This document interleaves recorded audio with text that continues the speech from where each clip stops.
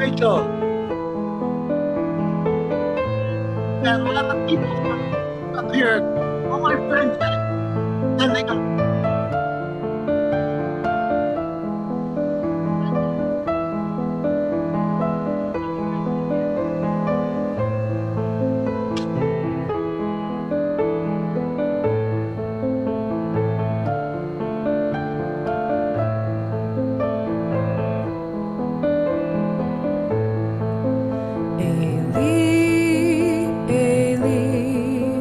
I pray that these things never end. The sand and the sea, the rush of the water, the crash of the heavens, the prayer of man, the sand and the sea, the rush of the water, the crash of the heavens, the prayer of man.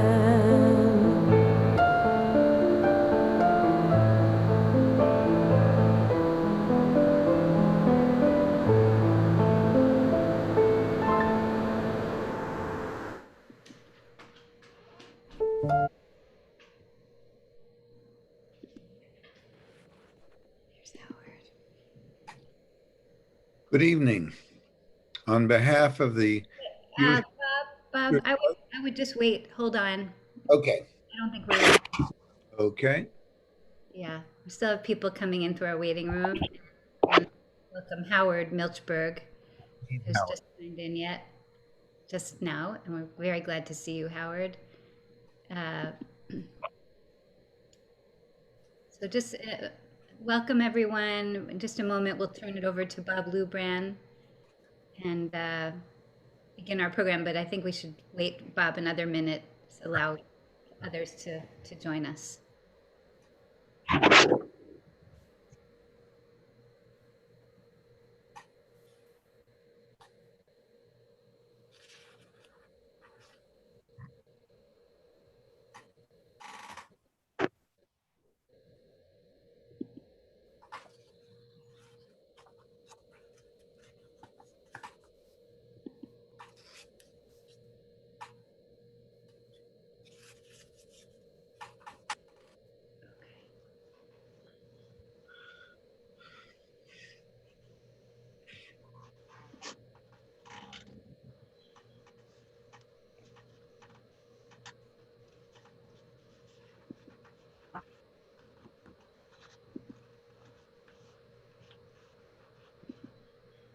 Thanks everyone for your patience. Just a couple more breaths here as a couple more people are coming in through our waiting room.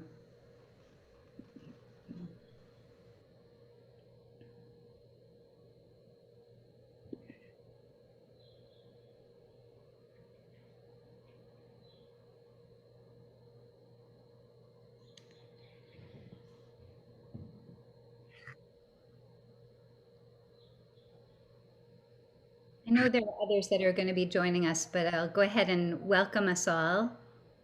Thanks everyone for joining in.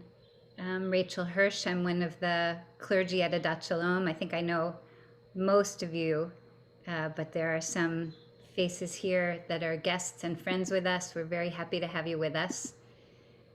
We are very honored tonight to be able to share an extraordinary set of stories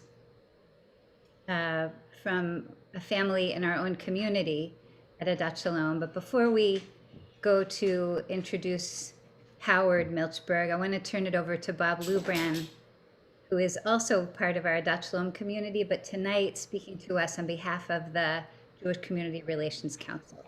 So Bob, please. Thank you, Rachel. My father was German and he imprinted punctuality with me. I never learned to be punctual, but here we go. So on behalf of the JCRC, I want to thank all of you for joining us this evening for one of the virtual door-to-door conversations. We're pleased that we have 12 conversations taking place during the week of Yom HaShoah among hundreds of teens, adults, and Holocaust survivors representing over 20 congregations and organizations throughout the greater Washington, D.C. region. We're honored to be able to offer this program virtually for the second year. Hopefully next year it'll be in person. For decades, JCRC of Greater Washington has had the responsibility to organize and host our community-wide Yom HaShoah commemorations. We hope you'll join us for the Yom HaShoah commemoration this Sunday, April 11th at 1 p.m. virtually, with the keynote speaker, Elisha Wiesel, son of Eli Wiesel. You can find a link on JCRC's website or their Facebook page.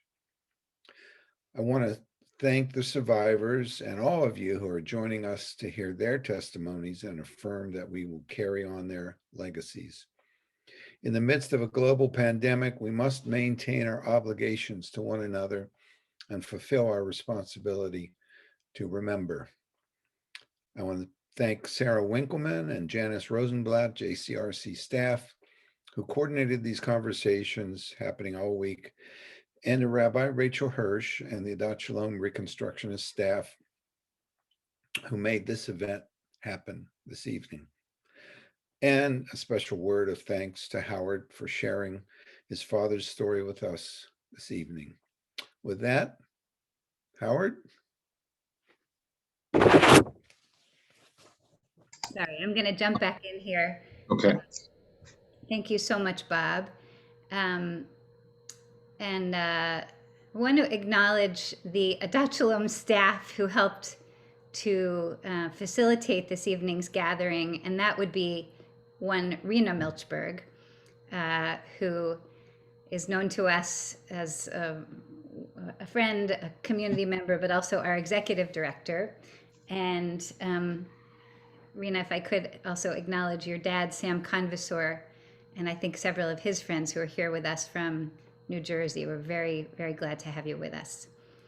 Howard Milchberg is a physics professor at the University of Maryland, longtime member of Adat Shalom, and also the bearer of an incredible legacy of survival and tenacity and so many other things, which I think we'll hear about tonight.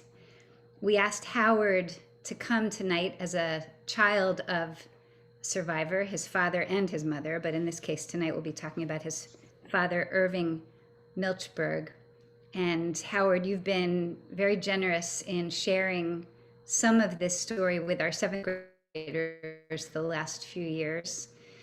Tonight, more mature, and you don't have to stick to sounds, but to open and share the full story. We'll ask Howard to speak to us. I have some questions I'd like to ask as we go along, and then we'll have some time towards the end of our hour to open up and hear your questions and reflections on this incredible odyssey. So Howard, we'll turn to you and to share with us. I'm getting a message saying that my audio is not great. I'll just be quiet now and turn to you, Howard.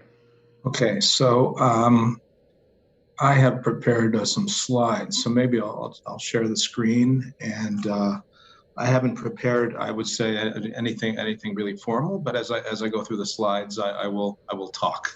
And actually, you should feel free to interrupt me. This is, I guess, just as informal as I run my physics lectures, except I don't want any physics questions, so just ask other kinds of questions here. So let me share my screen here. Hold on one second. I'm gonna do this. Okay. Sharing. Okay, do you see that? Does everybody see this? Yes. Okay, so that's my father in approximately 1944, which would have made him 14, 15, It really depends. This is an interesting story. I was in my 20s when I found out he was 3 years older than he actually led me to believe. So when I said 14, 15, he was really 17. And I'll explain why there was this 3-year discrepancy a little later. But his nickname among his friends in Warsaw, and I'll talk about that a little bit, was Bichik, or Bull, or in Hebrew, Shore. He was what passed for, in those days, a tough guy.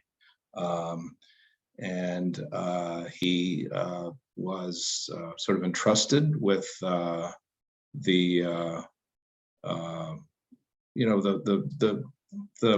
fate, really, of a bunch of young kids, and I'll explain how that happened. So let me go to the next slide.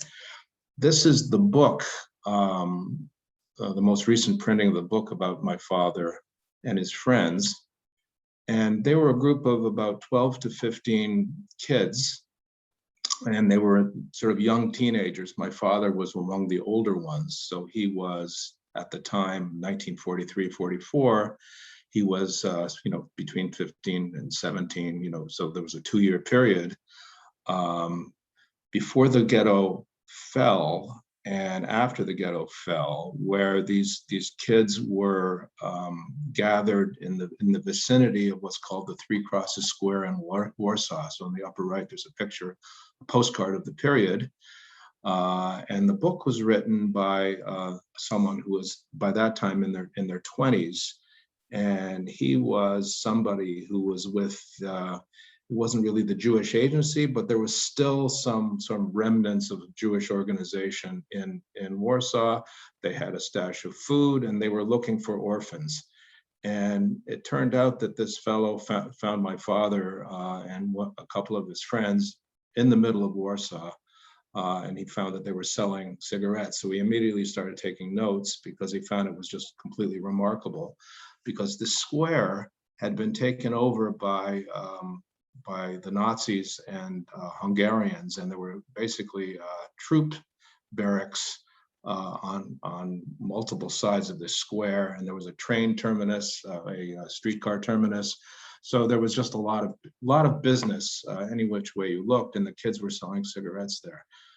This is a picture below of Jurek Plonsky, who died a few years ago, and he's selling cigarettes to passengers in one of the streetcars in the area. I should note, and again, I'm sort of maybe jumping the gun a little bit, that there are, among the group of children that survived the war, and out of about 15 children, about 12 survived.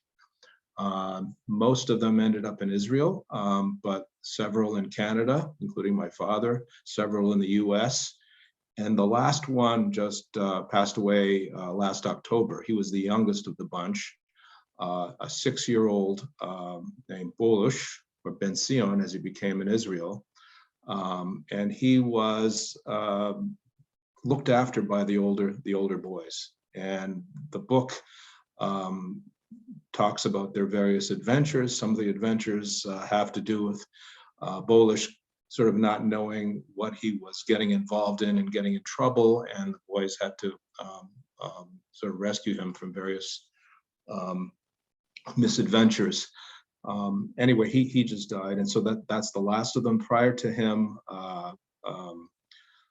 this guy right here in the upper, if you can see my cursor, he died in December of 2019. Yeah, so just a year before that. This is Zivizek, and he was the other guy. And there were 3 kids in Canada. He was one of them. My father was one, and there was one in Montreal. So let me tell a little story here about how this all happened. So, as you know, Poland was invaded September the 1st, 1939. Warsaw was heavily bombed, and my parents, my father and his parents were displaced. Their apartment building was bombed, so they moved basically to a vacant flat above a drugstore. Many people could stay where they were, but my parents, my father's family, which included extended family, which included his grandparents, had to move out. By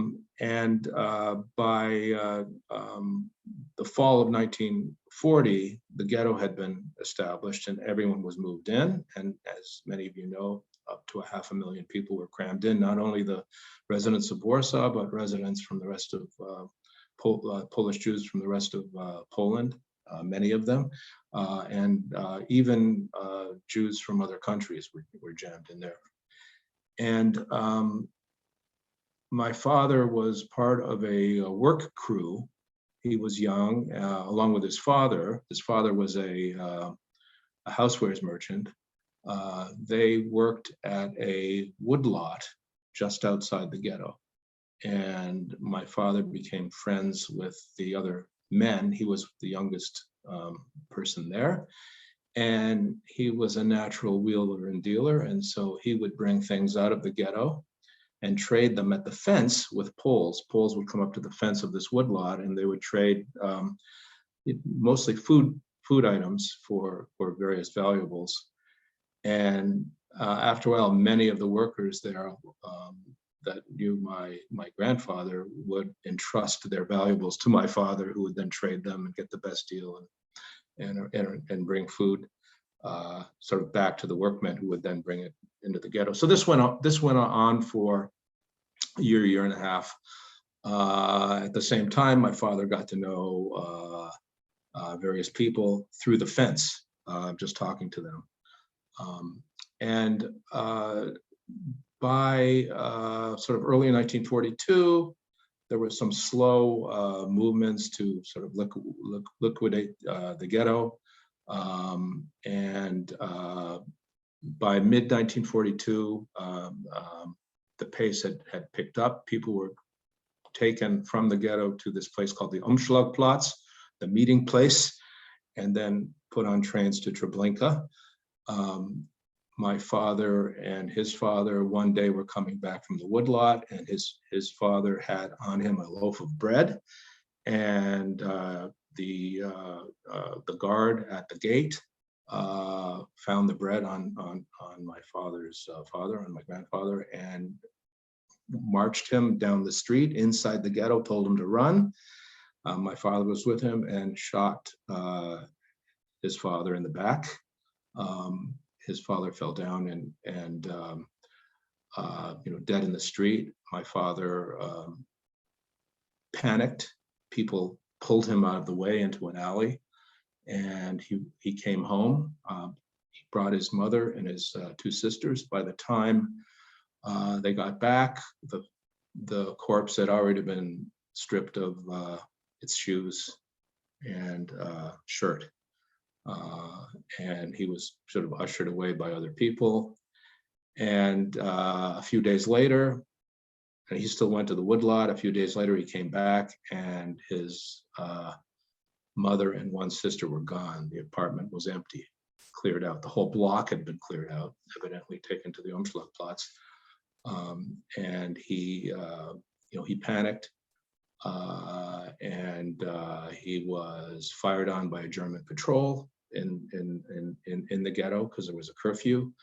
He was caught, put on a train, jumped from the train, and came back to Warsaw. But this time he didn't go into the ghetto. He went to the so-called Aryan side, ran into a few of the people he had met through the fence, and they told him about a bunch of young kids selling cigarettes in the Three Crosses Square, and he met the kids. Soon enough, he found out that these kids actually were largely Jewish and had come from various places, and he fairly quickly became their leader. He was very adept at, as I said, wheeling and dealing. He was mature for his age. They encountered this 6-year-old Polish, who I mentioned died last October, who was singing on a street corner, and there was a big debate about whether they should bring him in under their wings, and they did. And again, a lot of misadventures as a result of that. But and this went on for quite a while, until basically the Russians, the Soviets actually invaded in 1944. and the kids were well. I should rewind a little bit.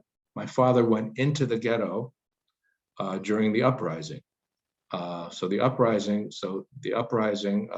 happened in April '43. So the ghetto had largely been liquidated by that point. And my father went back into the ghetto to have Passover with his uncle. And so he was in a bunker in 1943, April '43, during Passover and right at the beginning of the ghetto uprising.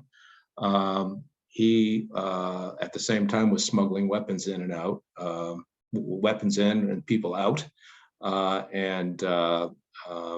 He was caught. He was put on a train this time to I can't figure out, to a work camp called Poniatova, not a death camp, not to Treblinka, to a work camp. It may have been that Treblinka burned down at some point in '43. I don't remember exactly the month, but he was put on a train to a work camp at Poniatova with his uncle. They were on a wide gauge track. At some point, the train had to stop so that the prisoners could be put on a narrow gauge track to go into the work camp. And they got off the train, and there were a bunch of Polish boys around selling water for valuables, buckets of water. The guards, German guards and some Poles, were basically shaking down the Polish boys for whatever they got for the water. So that, there was a two-step process. And at some point, one of the guards basically hit my father and said, "Get a bucket." He may have been standing a little bit off to the side. He didn't look particularly Jewish, and then said, "Get a bucket and get the water." So my father picked up a bucket. He looked over at his uncle, and his uncle went, "Go, go." These things sort of happen, and he took advantage of it. He went and he got the bucket, and he was pressed with valuables. The people loaded back up on the narrow gauge track and went to Poniatova. He never saw his uncle again. Then he went back to Warsaw, and he was basically, they were selling cigarettes till 1944, summer '44, when the Russians invaded. The Soviets invaded, surrounded Warsaw.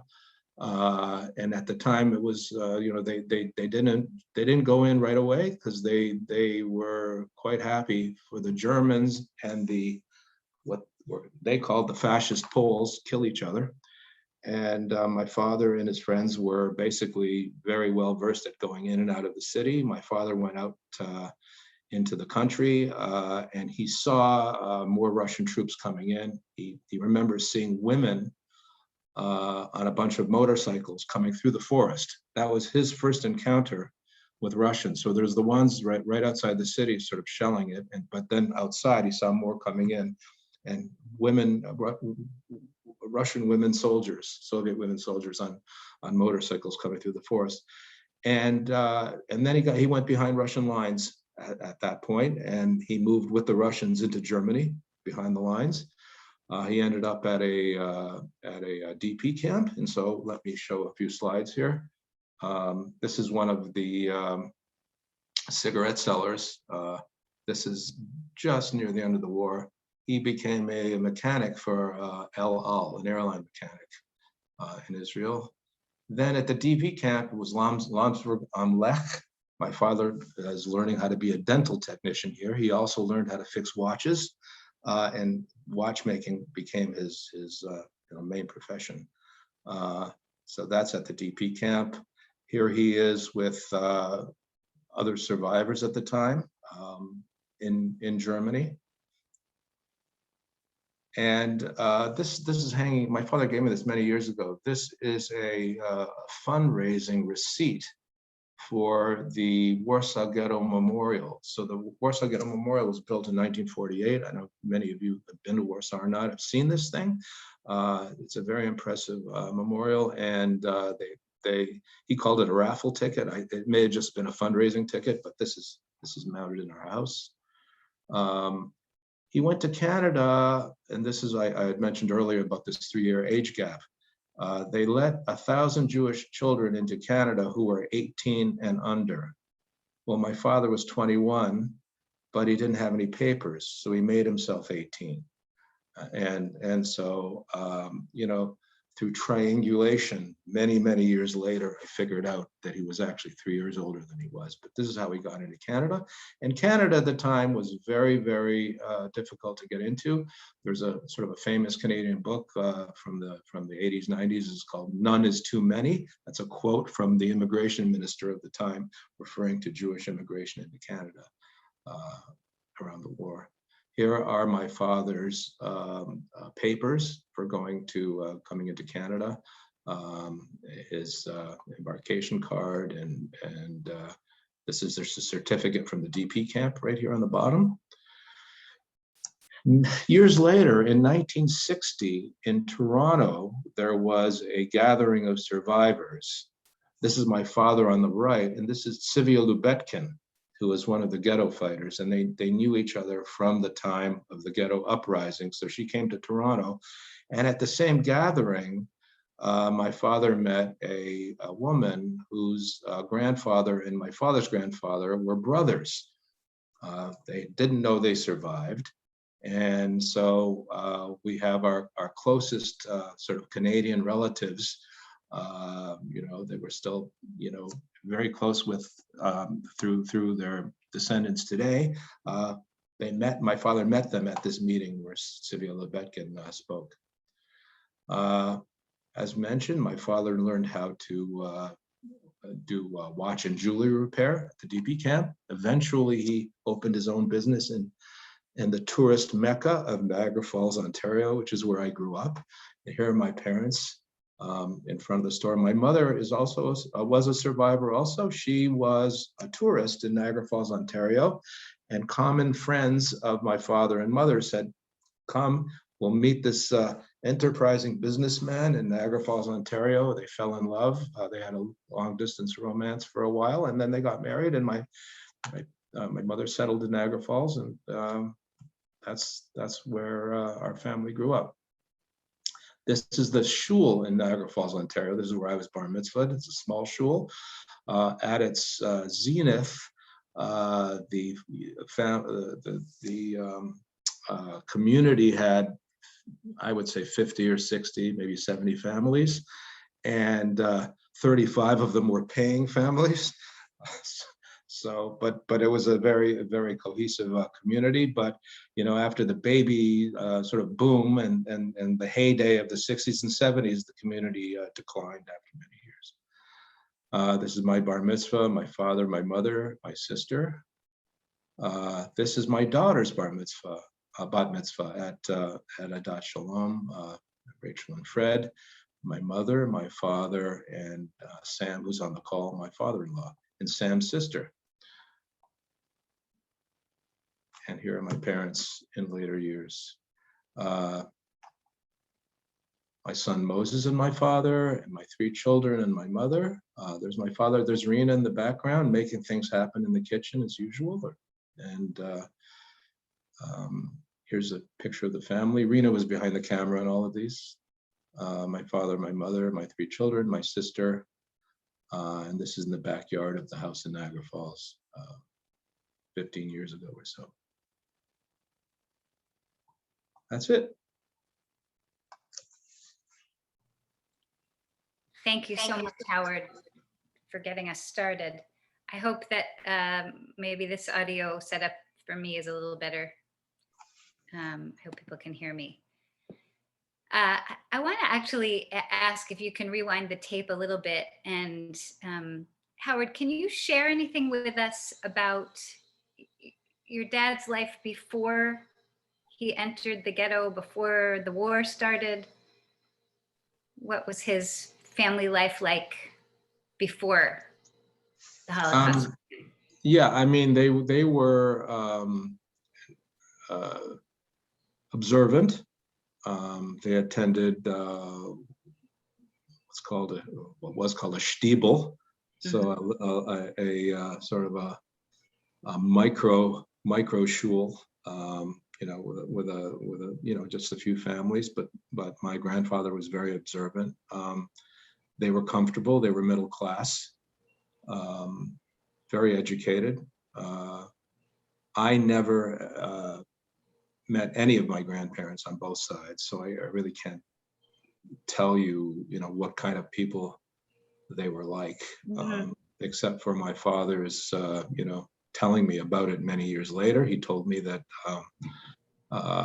his father was an intellectual. His mother was a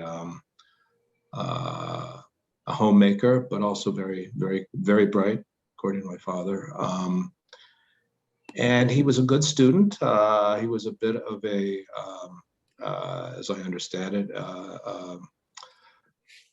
rabble rouser, a troublemaker. But I think he enjoyed seeing people's reactions to things, both before and after the Holocaust. I can tell you from personal experience. Yeah. And Howard, So- did he ever talk with you about experiencing anti-Semitism before the war, when he was younger? Not really, because they lived in a, they weren't sort of isolated in a Jewish community, but there was, it was probably more concentrated Jewishness than sort of we have in Montgomery County, far more. And I can't say,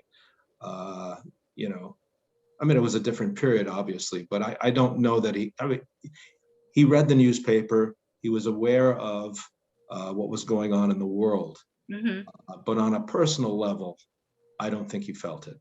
But there were large forces around. The government at the time in Poland was a fascist government. And he was aware of that. Yeah, and the family didn't talk about leaving Poland before. No, but there's a long, interesting story. My father's sister, who was actually the oldest of 11 children, went to Brazil in 1930. And my father helped her financially with the move. She went to Brazil and became quite wealthy.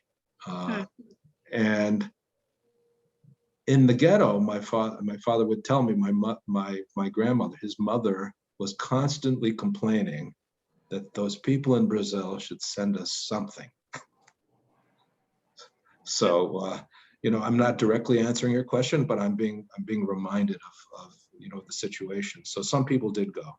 Yeah. I don't know that was in 1930 because of anti-Semitism. It may have been just economic prospects. I'm sure it was part of it, but I don't know the whole story. My father actually reunited with the old lady many years later when he went to Brazil. So there's actually pictures of my father with his father's sister. His aunt, right. His aunt in Sao Paulo many years later. Wow. She had, yeah, sorry. I was going to say, there's already a few questions starting to gather, and Shelley and others, I'm going to ask you to hold on just for a moment.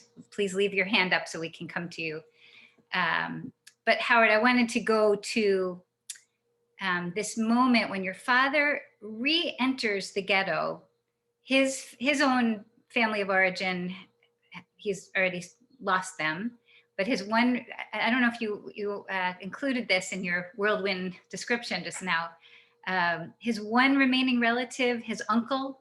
Yes, his uncle, yeah. Mother's brother. And he wanted, can you tell a little bit of that? I remember you sharing this, that he wanted to celebrate Pesach. Yes, yeah, I did mention that. So he sought him out, and they were in a bunker, and so I'm just making sure others are catching the scene here, that Irving was outside the ghetto, managing to survive, kind of this scrappy young man, and he decides that he needs to re-enter the ghetto. Yeah, so yeah, he went through the sewers and he emerged, and he didn't know exactly. I mean, he was helping with material and weapons and things, but he didn't know exactly when the first shots would be fired. And so, but by then they were all in bunkers, And, because they were hiding. I mean, the ghetto had been liquidated. They were sending, troops in all the time to just grab people off the streets. So and I don't know how he located his uncle, but he found him, and they did a Pesach service in the bunker. And in fact, there was a senior person there, an older person there, who saw my father was the youngest guy there, and insisted that my father, I don't know if it was the 4 questions, but at least read part of the Haggadah, and my father didn't want to. He'd seen too much, and he was in there to see his uncle. He wasn't necessarily there to partake in a seder. And the old guy grabbed my father quite firmly and ordered him to read. So he did. And then then the other memory that he has. What? Sorry. Go ahead. Go ahead. Yeah, the other memory that he has was because, and I don't know how this sort of happened, but there were feathers everywhere in the streets, in the courtyards, in the bunkers, and actually, I seem to remember in the movie The Pianist, there are feathers everywhere, and he thinks it's just because people were just piling up bedding to sort of block out the noise and whatever, but there was just a lot of bedding, a lot of ripped bedding, a lot of ripped pillows, and feathers were everywhere. That's one of his memories, that there was pounding outside. There were people because of the battle going on, they were at the same time praying, and then there were feathers everywhere. I mean, I've asked him, where are the feathers from? He said, what do you want from me? I don't know, there were feathers. Right. And then it was that same, see, I'm still freezing. I guess I'm still having internet issues. So sorry. It was that same uncle that saved him. And you told this, but again, it's just such an incredible story. I wanted to make sure that people on the call tonight absorbed this little vignette. An uncle is with your dad at a train stop. They're on their way to being deported from the ghetto. Yeah, they're already out of the ghetto. They were on a large gauge track. They went up right, probably within a few miles of the camp they were going to, and they had to transfer to a smaller gauge track, so they had to get off the train. He was with his uncle, and there were guards there, and young Polish kids who were, there was a water tower. They were selling water to the Jews there, and taking their valuables in exchange for water. So you could sell your watch and get a bucket of water or something. Yes, and and one of the guards, my father was sort of standing peripherally on the group, with respect to the group, and one of the guards hit him and said, "Why are you standing around? Get a bucket and get water." Because the kids were getting shaken down by the guards to share the valuables, or maybe hand all the valuables over. I don't know. And so my father evidently was mistaken for a Polish kid and told to get to work. He looked back at his uncle and didn't quite know what to do. And his uncle basically made a very subtle motion with his hands, just go, go. And he did. He never saw his uncle again. That saved him. And then he never saw that uncle again. Yes. Yeah. Yes. Yep. He went back to Warsaw again and saw the cigarette sellers. Mm-hmm. I skipped, there was another escape. So he escaped from trains 3 times. That was the 3rd escape. The 2 previous times he jumped from trains. So when he came back the 3rd time, the kids that he was, the leader of the gang of, were even more impressed. Yeah.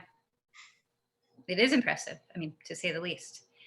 I want to just now jump ahead a little bit, and Shelley and others, I'm not forgetting you, we definitely will come to you, but I just want to catch an important facet of this story. The book, and Howard, you showed us an image of the book at the beginning, The Cigarette Sellers of 3 Crosses Square. The book was published, I believe it was 1962 in Israel. Right. It was actually in Polish first. It was written in, Joseph Ziemian came to Israel in 1956. And so it was in Polish and then translated to Hebrew. Yeah. And it played an important role in Israel Holocaust education when it was first published. And I think this is an important thing for us to absorb as we take our place in history and our place in the telling of this history, this Holocaust history. I couldn't help but think about, here we just came out of Pesach and the Torah, which says, "V'higata levincha," the commandment is to tell it to your children, and we're continuing that, expanding on that to include this other part of our history as a people. The book, the Cigarette Sellers of Three Crosses Square, was the favorite, the most commonly used book to teach the Holocaust to children in Israel, to not children, but young people in Israel, until the 1970s. And I learned myself just recently that there was a shift in the 1970s. We'll go into that if we have time in a little bit, but just, remembering that in Hebrew, this holiday, this commemorative day is known as Yom HaShoah v'Hagvura, the day of the Holocaust and of its heroic acts, Gevura, might.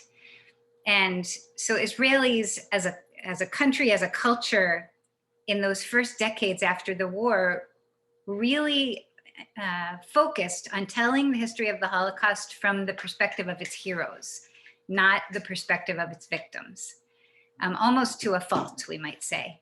And that shifted later on, and I think there was much more willingness to tell the fullness of the story and not to, in a sense, shame the victims for what they suffered and what they survived. I mean, it had a larger,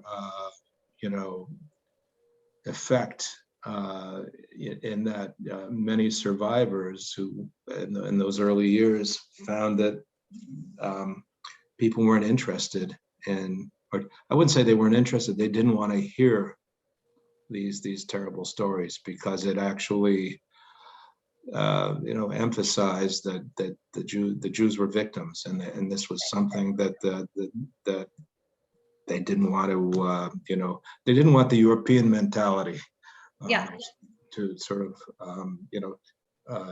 have a second go of it. They wanted a new slate. Yeah. Okay, well, let's turn it over to others. Shelley, you've been waiting so patiently. Let's hear your question and see what we can talk about. Actually, the last discussion answered some of my questions. I was curious about when the book was published, but I'm also curious, Howard, about how you learn many of the details, whether your dad was very forthcoming, whether you had to ask a lot of questions, or was it a long process? And how did you find out about his age? So the first part was, I would say I learned by osmosis. It just over the years just accumulated. He was never reluctant to tell me things, but he had this attitude that if you obsess over it, then the damage is now going into the next generation. And so I survived, and so that I could give I could create a normal family with a normal life and normal strivings, and so that was his attitude. Don't dwell on it. It's just it's just not healthy. But he had no problem talking about it. As far as when I found out extremely early. I could mouth to you. I could tell you that my grandparents were killed by the Germans. I didn't know what that meant, but I could deliver the sentence. My grandparents were killed by the Germans. I didn't know what it meant. Only later did the sort of emotional sort of impact of that sort of fill in the verbiage. So I knew that. I mean, it was natural almost that I didn't know what my grandparents looked like, because I had my parents. Grandparents are. It became very concrete to me when I first went to Poland. Prior to that, as a kid, when they talk about the old country or Poland overseas, it's outside the solar system. It is just incredibly far away. And at the same time, because an Iron Curtain was up, this whole area was just someplace that was completely sealed off. So it was sort of remote in time, but remote geographically as well. But once the Soviet Union fell and so on, and I had some scientific trips over there anyway, and I know people over there, so I combined a scientific trip with a trip to sort of Eastern Europe, and I saw the market in Warsaw where my father was stealing apples. Okay, that still stands. I saw my mother's house in a town called Sanok. That house was still there. When you see these concrete things, it hits you very powerfully. These were not just distant, ethereal stories anymore. As far as his age was, I spoke to his friends. I remember what they said. He slipped a couple of times. And I think like a scientist. I triangulate all the time, and so I confronted him, and he still didn't want to tell me, and I don't know. I probably said, if you don't tell me, I'm not going to do something that you need, and he told me. I don't remember exactly how it happened, but he didn't fess up voluntarily. I will say that. Part of it was because a lot of his Canadian documents said that he was born in 1930. We got his headstone right. It has the right year on his headstone. Thank you, Shelley. I was thinking of a similar few questions just about what it's like to grow up in a home where someone has come through this kind of trauma and this kind of heroism.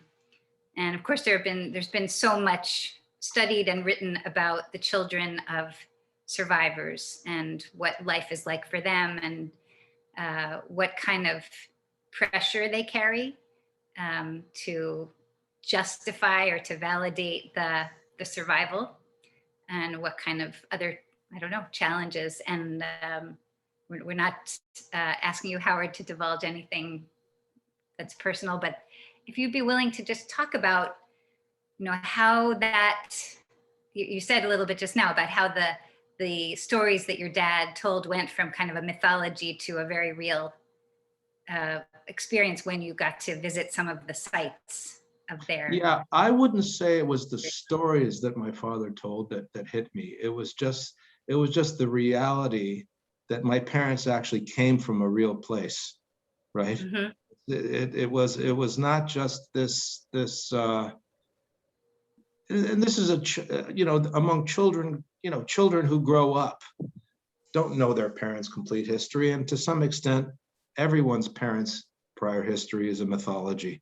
Mm-hmm. You don't know the full history, and in my case there was just so much tragedy, and it was living with history, basically, and I just saw it become concrete.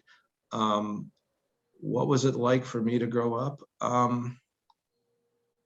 First of all, my parents, and again, there's like any group, there's a sort of a spectrum of there's a whole range of survivors and a whole range of the way survivors reacted. Neither of my parents were in camps, mm-hmm. ever. Mm-hmm. And that is a major factor. My father always was in charge, he always had agency. Mm-hmm. And having agency taken away from you has a major effect. I knew growing up, my father met a lot of people at the DP camp in Germany and stayed lifelong friends with them. And this is beyond the cigarette sellers who he also stayed friends with. So I knew a lot of survivors, and I sort of could tell, again, I'm a kid and I'm an amateur, but I could sort of tell who had been in a camp and who hadn't. Mm. you know, but it varies. It varies. But my father would sort of, I'd say that guy's nuts. And my father said he's in a camp, you know, I mean, you know, so there's you know, there's a little element of that. My mother, just to get a word in, she was deported. She was on the side of Poland that the Russians grabbed, that the Soviets grabbed. You know, there was 2 weeks later, the Soviets invaded Poland. So she was deported, you know, thankfully, to Siberia. There's a long story there as well. So she was never really and she was in a slave labor camp, but it was not, you know, it was humane, you know, compared to what prisoners of the Nazis had to endure. So yeah. What was it like for me? You know, it was you know, I grew up in Niagara Falls, a very small town. So already, if you're Jewish in a 50 family, you know, community of Jews in a small town in Southern Ontario, you know, things are a little different. At the same time, even among the Jewish kids, you know, most of whom, in fact, all of whom had parents who were born either in US or Canada, I was a bit of or we were outliers. My parents had accents, right? My father wore sandals with socks, you know, at the time in the 60s, you know, there were, you know, these things, you're sensitive to these things when you're a kid. And so it was like, I had nowhere to turn, you know, there was that element of it. So it was like you're a child of survivors, but you're a child of survivors in a small town in Southern Ontario. Were there, So you can ask my wife Rena if that's had some effect on you. I don't. There were other survivors in the community? No, the rabbi there. The rabbi was that we had several rabbis, but the rabbi he was Hungarian. He took a special interest in me because of this. Mm-hmm. Okay. Grabbing you by the ear when you didn't study Torah hard enough? No, it was my father. That was your father. In the shul. Yeah, he was the gabbai. He came down from the bima, and I was talking to one of my friends, and he grabbed me by the ear and told me. But no, no, the rabbi had a special interest in me, and he expected far more from me. And he would watch me. I would look at the clock in the little cheder, and he would watch my eyes move up to the clock, and he would yell at me because I looked at the clock. All right, so yeah, I'm telling you, just you know, I didn't even remember that till now. Yeah. Yeah, I've heard you describe that clap on the ear and being yelled, Tzvi. Yes. So we have just a few more minutes. Just want to see if there are any other questions or reflections. There is a question about whether the book is still available in print, and Rena's answering us here.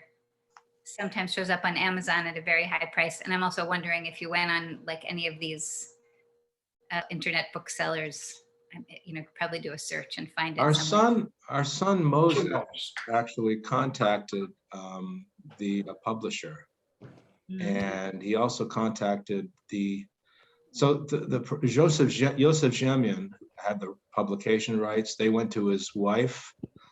They're both dead. It went to their son. Their son actually died last year of Alzheimer's. And it went to his widow.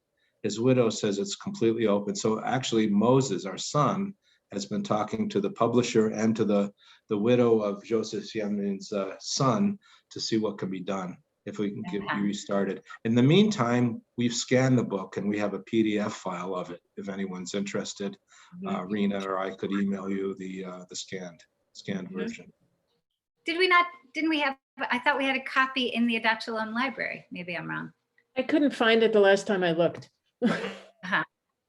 Jonathan just found it through another internet bookseller. For $14. $14, you can get a copy in English. Oh, really? So Malka's asking, sorry, Malka Kutnick, one of our guests tonight, is asking about just when did your father come to Canada? 1940, late 47, early 48. Yeah, that's what I thought you said. Yeah, after being in DP camps after the war. Right. Yeah. Then he went to Halifax. He came into Halifax. He there was a family in the Halifax that he stayed with. It was a small Jewish community, and not Halifax, Sydney, Nova Scotia. He stayed in Sydney, Nova Scotia, and the guy owned a jewelry shop, Jewish couple. I called them my grandparents until I figured out. I actually had two things that I would say at the same time. I would say my grandparents are in Sydney, Nova Scotia, and the Germans killed my grandparents. And I had these two things in my head at the same time when I was very young. Yeah. Yeah, in the mind of a child, that can coexist. Yeah. Well, Howard, we are really grateful for your taking the time tonight to lay out this set of stories for us. It's perhaps overstating the obvious to acknowledge that we're in a time when the eyewitnesses to this incredibly dark moment in Jewish history are fewer and fewer every year. And so it falls to the rest of us, especially the children to hold up those stories and to carry on that history and help us to stay connected as we remember this time each spring. So really very grateful to you, Howard, and to for the opportunity to uplift Irving's memory and to learn from it. I want to also just thank again Bob Lubran, who was here tonight, not on behalf of Adat Shalom, but on behalf of the JCRC. And I want to also acknowledge, I think Sarah Winkleman from the JCRC was with us tonight. I see her there. There is going to be this very wonderful commemoration on Sunday, this coming Sunday, April 11th, and encourage us all to tune in for the community-wide commemoration of Yom HaShoah. Thank you all so much for tuning in tonight. May all of our memories, even the difficult ones, be for inspiration. And Bob, were you going to say something? Yes, I just wanted to say a word of thanks to Claude Kaxer for publicizing the event and for all he does with the Yom HaShoah and JCRC. Hear, hear. Thank you, Claude, as well. I don't know. Oops. Oh. Yeah. Everyone stay well and look forward to seeing us on screen or in person very soon. Bye.